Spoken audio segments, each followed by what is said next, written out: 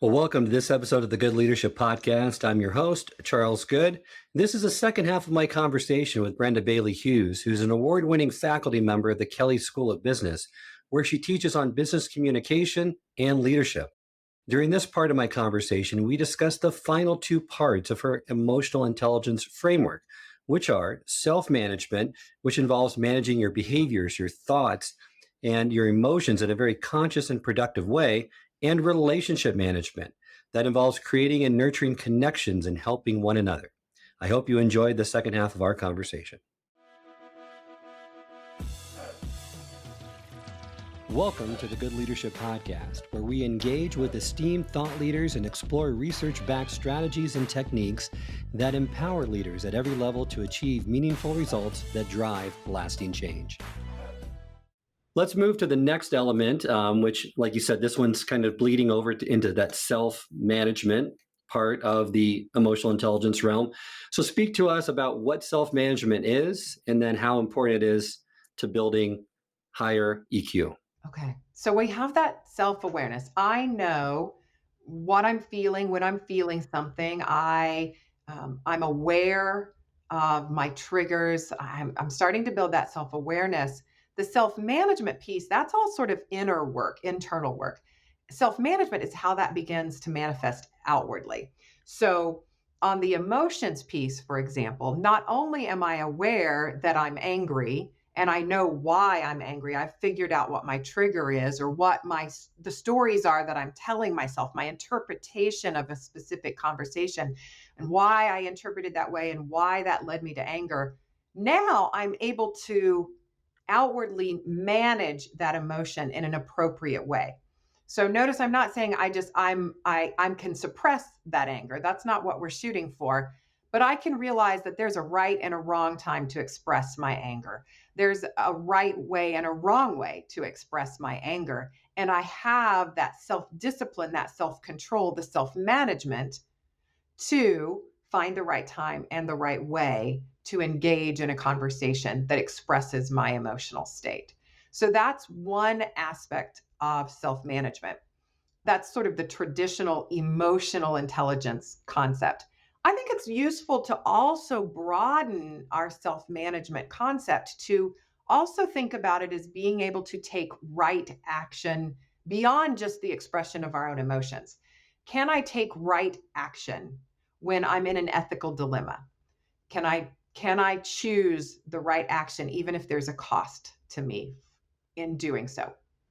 Can I take the right action when I have made a promise to get up earlier, to do some reading because self-growth and personal growth and learning are important to me instead of never putting it on the calendar? Can I get myself out of bed a little bit earlier to build time into that? When we say we're going to eat well or exercise more, can we have the discipline to do it? All of those types of things are managing ourselves. We've got it figured out. We know who we are. We know what we value. We know how we want to show up. And then that self-management is being able to choose the actions that get us there. Thank you for providing that. Let's jump into two of these areas within the self-management realm. Love talking a little bit more about emotional control and how to manage your emotions, because a lot of people have difficult conversations within the workplace, at home. People during the holiday season, I'm sure there's certain relatives that you can be around. I know I have some in my family that just, they know what buttons to push, right? And it's hard to not be so impulsive and to manage my emotions or regulate them more effectively. So how can you better self-regulate your emotions in a tough situation? Sure. So it's such a good question and so timely. So breath, take that pause, take that beat. When you feel that coming up, that sense of aggravation or annoyance or anger, just take a pause. Nothing comes out of your mouth for a minute. And sometimes to build that pause in, I will intentionally take a little drink, or if I'm at work, I might grab a pen and just write some words down, just to break eye contact a little bit from the person that I'm in this conflict with, and to give myself just a beat. So that's step one. Build in a little bit of pause between thinking and speaking. So what comes in up here doesn't necessarily get to come out here. The next piece would be to use language like the story I'm telling myself. Now, this might just be in your mind, but to get at why is this person so aggravating? What you said, boy, they just know how to push my buttons. To stop and reflect on that for a minute. What button has been pushed for me? How did I just get hooked? And what is the best way for me to unhook myself from this emotionally? How can I depersonalize this? Um, I think that's the next sort of mental step that we need to take. Literally managing our outward expression is important. We talk about the poker face, the neutral face. We can do that again by breaking that eye contact and then remembering that our face shows emotion largely here in the brow when we furrow the brow and wrinkle that space right between our nose. So we can just tell ourselves, relax our brow line. Um, Drop our tongue from the roof of our mouth when we get aggravated or annoyed or tense. Our tongue tends to go to the roof of our mouth, which then tightens this entire jawline. So just remind yourself, okay, tongue down, or maybe even go to what I call the 20% smile. So I'm trying to listen without interruption with a little bit of a smile. And then continually telling ourselves, understanding does not mean agreement. Understanding does not mean agreement. I'm just seeking to understand what you're saying. I don't have to agree with you. I don't have to respond. I don't have to fix your misperceptions of the world. That's not my job. My job is to listen, and then I'm going to try to paraphrase back what I heard you say. And I may decide that right now that's all we need. I don't want to get looped into this conversation. I'm thinking of the family situation that you were talking about where you've got the uncle that says something that just goes up your spine and like, well, I don't have to fix Uncle John. I don't have to fix that. So instead, I'm going to let him know that I heard him and that I can paraphrase that back so he knows he's been heard. Some people will just keep going on and on and on about a certain topic, and I think there are a couple of reasons. They want to hook you and they've been unsuccessful, or they don't know that you heard them because you never told them, prove to them that you heard them. And that's where a paraphrase can address that, because I say back to you in my own words, here's what I think you're saying. This is what I heard you saying. Did I get that right? And then maybe you'll be like, okay, she heard me. She maybe doesn't disagree with me, but she heard me. And some people will step away from their on and on and on when we give them that simple gift of paraphrase. So those are some techniques to manage the emotion. My other favorite one, Charles, is channeling the calmest person you know. So, like, think James Bond, just cool under the most crazy situations and scenarios. Things are blowing up all around him. He's just calm. So I'm just going to be, all right, we're in the middle of this meeting. People's voices are starting to raise. My triggers or my buttons are starting to get pushed.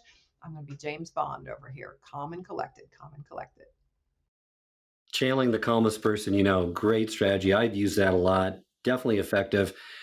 Some things that are counterintuitive, which I agree with, but just now thinking about it makes sense. But at first I'm like, okay, so why would you want to break eye contact? But focus on something inoffensive, right? Focus on the chair, the wall, something that's not them, and try to focus on their words instead of forming opinions, which is so difficult to do sometimes because that internal chatter is going and you've already formulated your response, right? And it's hard to separate the facts from the opinions. Yeah, and that's when I pick up that pen to take some notes as a pause in the conversation. What I write are literally just the words that they're saying. And then it also helps when I have to paraphrase back. I've got some exact wording from them that I can not parrot back, but really capture their language choices and not skew it to my own language choices about what they've just said. The other part of self management here I love to focus on is optimism, because everyone has a default setting of negativity, right? It's based on our survival instincts. We just look for the negative, the threats in the environment. And the default setting for the vast majority of us is not to focus on the good stuff, the positive, showing more gratitude. What are some of the things that anyone can do that really changes that mindset to decrease the negative thoughts and increase the frequency of positive thoughts? Right. Well, first of all, some people are like, why does this fall in self-management? And because of what you just said, Charles, we default to negative largely, and so it's a self-control, it's a self-discipline practice to say, I'm going to focus on the strengths here. I'm going to find the good in everything. That takes a lot of discipline, self-discipline. So yeah, so that's why it falls into this particular quadrant of the four. Ways we can do it: we can increase the positive thinking with some techniques like gratitude journals. Lots of research that support writing down 3 to 5 things every day that you're grateful for, or speaking those things, but making a practice of expressing gratitude. And then I wrote a class, or I developed a course on gratitude, or on positive thinking. And I gave different strategies to different people in my life and asked them to use the strategy for 30 days. And I remember the young man that took the gratitude journal talking about how he knew that at the end of the day, he had to write down 3 things that he was grateful for. So all day, he was looking for things that he could write that night. So you just prime yourself with that writing habit of all day long. I'm sort of surfacing what is going well here, because I know later I have to capture it in my journal. So that's one great increase the positive.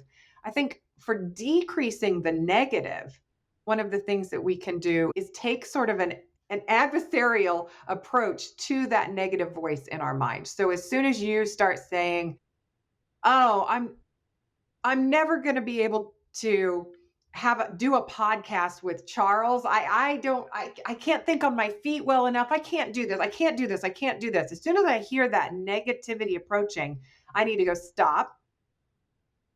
I'm a lawyer in a courtroom for a moment. What evidence do I have that would counter what opposing counsel just said, which was you can't do it? Well, okay, so I've got some evidence. I've done other podcasts. Teach classes for a living where there's a live audience, and nobody can even edit out any of my mistakes if I make them in live situations. So I come up with opposing facts to shut down the negativity sometimes, and that tends to help. I think when some of your negativity comes from other people, some of your strategies there then are limiting how much time you spend, if you can do that, with the negative person, or just sort of having an imaginary shields up. And when that person that you're forced to be with chimes in with negative, negative, negative, negative, you just, nope, my emotional shield is up. It's not going to get into me. How do you minimize that, since you brought that up, to when you're responding to negative people? You want to show empathy, right? Because that it doesn't solve the problem, but it connects you with them. They feel like you're listening, and you always want to practice active listening. But with different types of difficult people or negative people, they can go down the rabbit hole. So being too empathetic will just cause it to continue longer than you would like. So, like you said, you can show distance, you can put up a wall, or you can try to maybe model a different behavior and redirect them in that path, correct? Yes, absolutely. So I think I try to give it about 3 attempts before I go to the distancing strategy. So the first one is just empathetically respond. Oh gosh, that sounds horrible. Just listen and paraphrase back what you heard so that they know you heard them, they know you're feeling with them. For a lot of people, that they just need to know someone gets it, and that's enough. If that doesn't work, then yes, then you start moving into those what questions instead of the why questions. You start focusing on problem solving. So, yeah, that's rough. I'm so sorry that happened. I can't even imagine how you must be feeling. What's next for you? What are you going to do to get out of this now, out of this hole, or out of this problem, or out of this situation? If you move to problem solving and you're still met with resistance, you might try that again on another day or model it yourself. I'm thinking, in my situation, maybe I would do this. And if those 3 attempts don't work, then it shields up distance time. They're not there yet. Good advice. The other thing that I found to be effective, that I know you've talked about before, when you're ruminating on a specific issue or problem, is to play worst case, best case, and most probable or most likely scenario. so that you put it in the proper perspective, because we have a tendency to catastrophize certain issues, certain situations, and assume that they're going to go very poorly when the probability of that happening is not very high.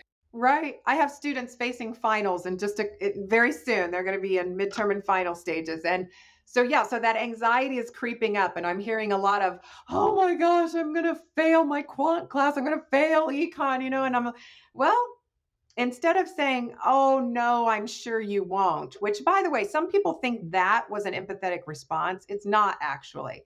It was well intended. I don't want you to worry. That's nice, but basically I just negated what you just told me. You said I'm really worried about this exam and I said, "No, no, don't worry. Wrong feeling, pick another one." That's not the way we want to be with people.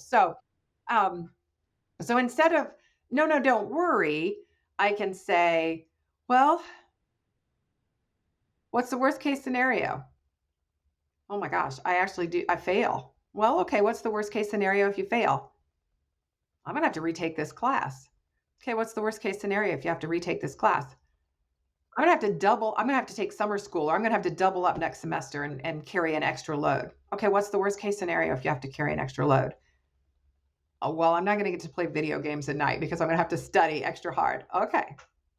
There we go. That's the worst case scenario. But what's the best case scenario? I ace this thing. All right. And what's the most likely scenario? I'll probably pull a C minus out of this once we get the curve. Okay. And what happens if you get a C minus? I passed the class, not the best boost for my GPA, but it's okay. And so that allows people to feel all the feelings, and like you said, Charles, now I'm not catastrophizing. Wonderful advice. Well, let's move to the final element of the emotional intelligence paradigm here, the framework, and that's relationship management. What is that, and how does it relate to the other elements? It is so huge. This category, it just it's the culmination of everything, of all because I understand myself and I can manage my emotions, because I have empathy for you. Now we can start to build a relationship. I can step into trust building types of communication where you find me trustworthy, I find you trustworthy. We can engage in those difficult conversations. We can face conflict with grace and diplomacy with one another. I have the potential to, as a leader, influence others that are around me because I've built these trusting relationships. So I can engage in a lot of influencing, which is the very essence of leadership, is being able to lead, to influence, to bring people along to a space they wouldn't go without your leadership.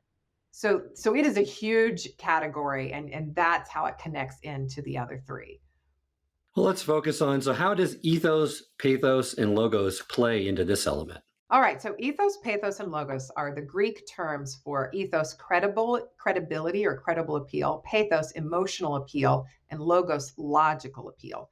So ethos, pathos, logos are the three pillars. This is sort of from Aristotle's rhetoric and then replicated in tons of research ever since the discipline of communication emerged.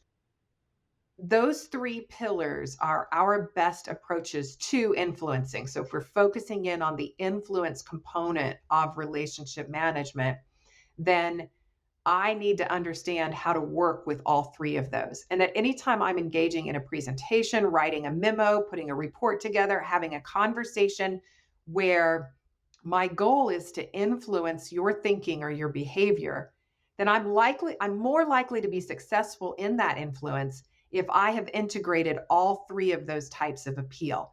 I've established that I and the research that I'm bringing to you, or the data that I'm bringing to you, it's credible. This is credible stuff.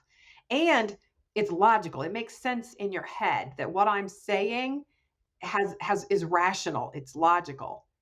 And because people make decisions with their hearts, we rationalize them with our minds, but a lot of our decision making is made with the gut or with the heart. I also need to integrate an emotional appeal. I need you to know that I need to tap into what you value, what you find important. I need to, or what keeps you up at night and what causes you pain. I need to show you that going in this direction that I want you to go is going to alleviate some of those pain points for you. And like you mentioned, influence is a campaign, not a one-shot deal. And one of the tools that you give is conduct an email audit. Go through your emails in the last day, the last week, right? And search for examples of all three types of appeals in your messages. Right. What a lot of organizational leaders that I work with find when they do that audit is they're all logos: logic, logic, logic, logic. And they haven't integrated in this why you should trust me and why this should matter to you at more of an emotional level. That's the most common response I get to that email audit. And so then those leaders are empowered to start thinking more about what is important to these people that I'm talking to or writing to, and how does my recommendation help support their goals, their dreams, their aspirations? And when I can make that connection to that higher purpose that we're all shooting for, that's when you really start to see um, a lot of change happening. So that focuses really on the influence piece of relationship management. Let's focus on one other element, and that's the teamwork and collaboration, right? Where you're trying to work with others toward shared goals. You create high performance, inclusive teams. What's a tool that you could give leaders that would help them in this area of the four elements? Right. Well, we've talked about psychological safety a little bit, and that's one of my favorites right now, is really looking into the very specific tactics that you can use to build a team that is okay failing together and being honest with one another, and doing after action reviews as a great tool for that if people will be honest during that. So really practicing some of that psychological safety, I think, is a great way to build that collaborative team effort. Even doing, and many of your teams of our listeners have been together for quite some time, but taking some time to do the team building exercises, and people start rolling their eyes like, oh, we hate icebreakers, we hate those team building exercises.